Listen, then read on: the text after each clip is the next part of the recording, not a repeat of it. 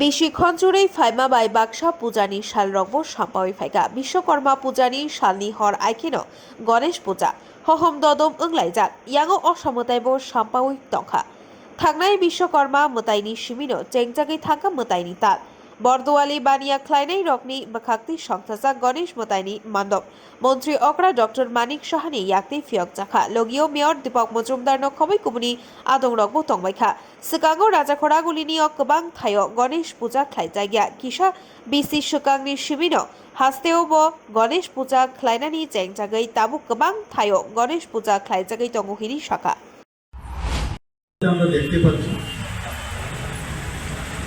যে চারিদিকে যে পুজো আর্চার মধ্যে মানুষ থাকে এবং এতে করে নিজের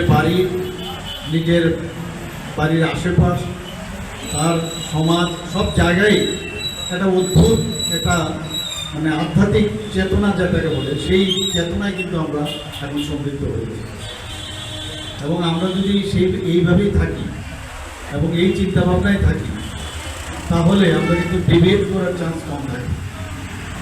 আমরা ঘর থেকে যখন বেরোই পুজো অর্চনা করে অনেকে বা ঠাকুরকে স্মরণ করে আমরা বেরিয়ে কিন্তু বিভিন্ন কাজে বা সমাজের মার পেঁচে আবার আমরা ভুলে যাই যে আমাদের আসল কাজটা আমাদের আসল ধর্ম যেটা সেটা হচ্ছে কর্ম। কাজ আমাদের করতে হবে। আমরা জানি যে গীতায়ও বলেছে যে কাজ করে যাও ফলের আশা করে। আর উপরওয়ালা কিন্তু সবার জন্য কে কোথায় থাকবে কি করবে সব ঠিক করা, খালি দেখছে whether you are doing well or not. কাজ যদি ঠিকভাবে করো তাহলে তোমার জন্য তৈরি আছে উপরওয়ালা, তাহলে দিয়ে। তো আমরা ভালো কাজ করবো, উদ্ভাবনী যে চিন্তাভাবনা সেগুলো ইনোভেটিভ আইডিয়া নিয়ে আমরা কাজ করবো এবং আমাদের মধ্যে যে একটা ভ্রাতৃত্ব বোধ সেটা আমাদের জাগাতে হবে। আমরা এই পৃথিবীতে জন্মেছি আমরা একজন আরেকজনের সুখে দুঃখে একসাথে থাকার জন্য। আমরা মাঝে মাঝে খালি আমাদের জন্য ভাবি, কিন্তু এই ভাবনার থেকে যদি আমরা মনে করি যে আমরা সবার সাথে আমরা থাকবো, সবার সমস্যা যদি হয় সেই সমস্যার সমাধানে আমরা ঢুকিয়ে হবো, তবেই সেটা সম্ভব। সরকার একা পাবে না। তো সেই চিন্তা ভাবনায় আমরা আগামী দিন আজকের এই গণেশ পুজোতে আমি সবার কাছে আবেদন করব এবং এখানে যারাই উপস্থিত আছেন, আমরা এই এলাকার আমি বিধায়ক, মুখ্যমন্ত্রী তো করে, তো আমরা চেষ্টা করছি যে যার যে সমস্যা আছে সে সমস্যা যাতে আমরা সমাধান করতে পারি। আগে একটা সময় ছিল সমস্যা সৃষ্টি করে সবাই থাকতে পারে সেই জায়গায়, আর আমাদের চিন্তা ভাবনা হচ্ছে যে সমস্যা নিরসন করে আমরা থাকতে পারি।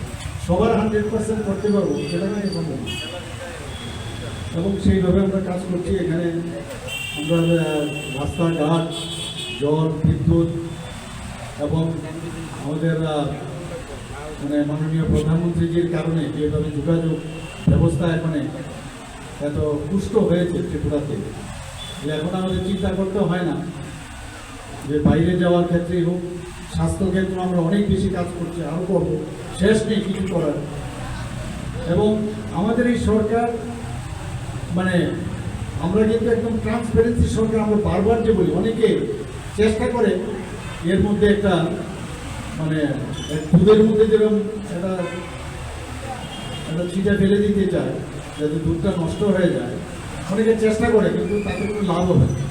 কারণ আমাদের নিজের বিবেক কি বলছে, আমরা ঠিকভাবে আছি কি সেটা তো ভেরি ইম্পর্টেন্ট। নিজের বিবেককে আর প্রশ্ন করতে হবে। আগরতলানি প্রণব নিকথুম ব্যুরো রিপোর্ট খুব্বই।